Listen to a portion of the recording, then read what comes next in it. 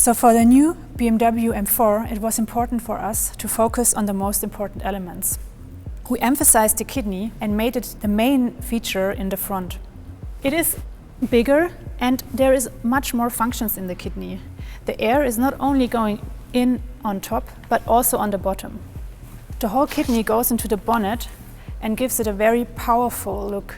Also, we have the typical trapezoidal M graphic down here, which creates the big air intake in the front. We know this theme from other M cars, but now it's even bigger.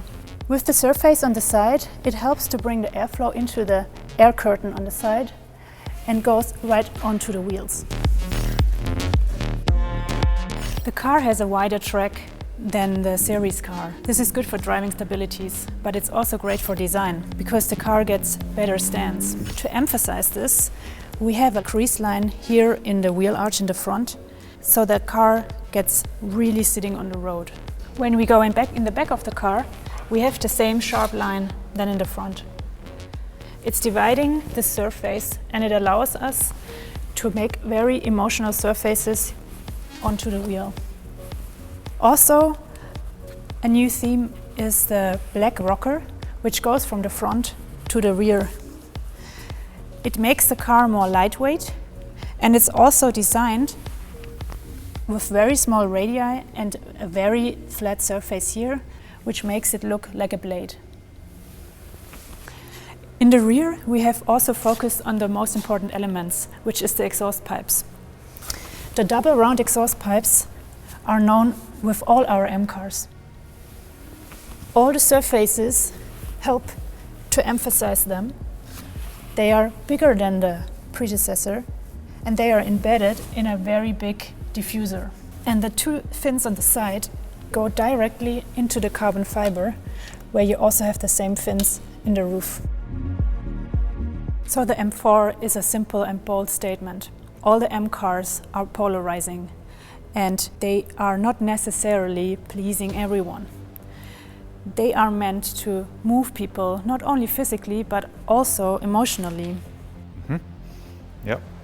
And I think probably the most iconic element of the front on the new M4 are the kidneys. And those kidneys have been carried over identically in their external perimeter geometry on the race car. They've been opened up internally for the care and feeding of the racing engine, but ultimately it's still the same geometry on the perimeter, and it's also very, very similar at the front with the trapezoidal sort of lower mouth of the car. And I think together with those elements, the headlights also have this kind of very strong forward inclination, and that's also referencing the new M4, but carrying it slightly further and giving it a little bit even more determined expression. And for a race car, I think that's entirely appropriate given the purpose of it. Also at the front, we have a reference to the air curtain from the new M4, but in this sense, we've actually installed corner lights for improved visibility at super high speeds during endurance races. And this boomerang shape is actually the same as the shadow that's created on the new M4's front surface. But for the race car, this contour is incredibly important for the aerodynamic performance at elevated speeds, but also at different angles of yaw. And so that's one of the reasons this corner is a bit different than on the M4. Another important aerodynamic element of the race car is the front splitter. And that front splitter creates quite a bit of downforce, but it's also essential to the feed of the underfloor, which is also an incredibly important aerodynamic component.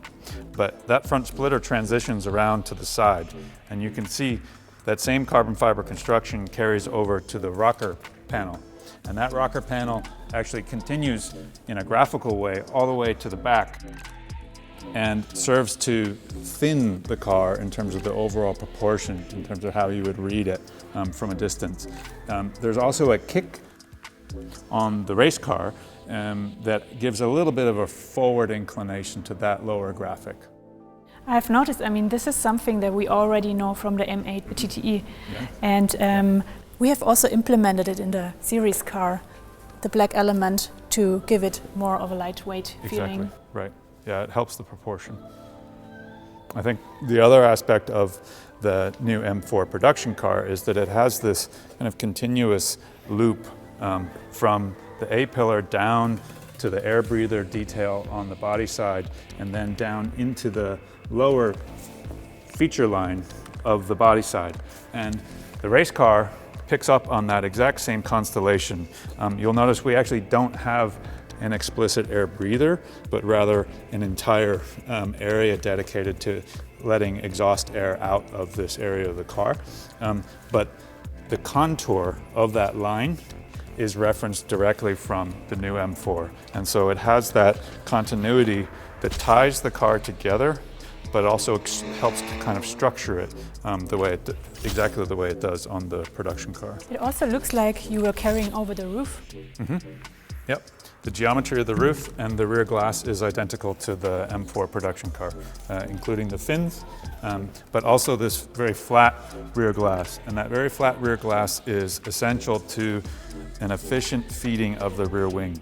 And that's what makes the new M4 such a great basis for the race car, is that the rear wing, which balances all of the downforce that we gained at the front with the front splitter, with this rear wing. And it really makes for a great handling car. Let's see the back. I have noticed before that it looks very different to the production car.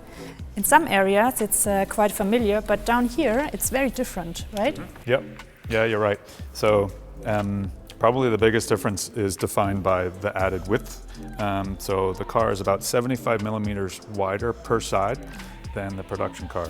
And so because of that, we have the very generous fender flare. But yeah, it creates a wider constellation at the rear. The lights are carryover from the production car. This geometry is all identical. We do have some added technical elements for serviceability. These are quick releases for this rear deck lid. This whole rear diffuser area pops off for easy replacement in case of race damage.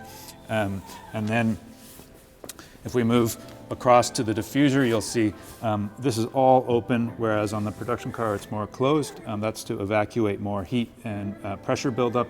We have the diffuser strakes and fins.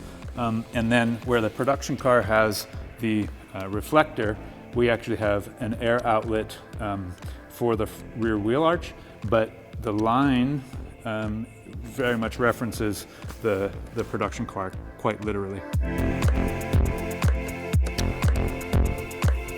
All right, I mean, this shows quite clearly how these two cars are developed from the road to the racetrack and from the racetrack to the road. Yeah, exactly. And I think it also demonstrates how great of a basis the M4 production car is to become a race car. It has such iconic elements, and it also has geometry that really lends itself to being a high-performance, efficient platform for a race car. And I think we could both be proud. Yeah, it's very exciting, and I think these both cars are so refreshing. Yeah, cool.